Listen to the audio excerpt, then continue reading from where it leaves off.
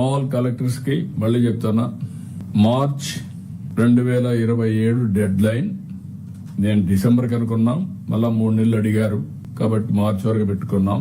Survey and security printing, everything, block chain, QR code, 100% transparency. Second angle 22A కింద ఉండే lands అన్ని settle చేయడం. Various ways of unlocking lands ఉంటే ఆ కేసుని బేస్ చేసుకొని మీరు దాన్ని లాకింగ్ చేసి ఉంటే అన్లాకింగ్ చేయాలి. సెట్టిపల్లి మోడల్ ఇది the best model, you have to do that. 4, government disputed house sites అన్ని క్లియర్ చేసేయాలి. అర్బన్ ఏరియాల్లో 22A కింద పెట్టినట్టు ఇవన్నీ చేస్తే ఓన్లీ 1 ఇష్యూ మిగులుతుంది.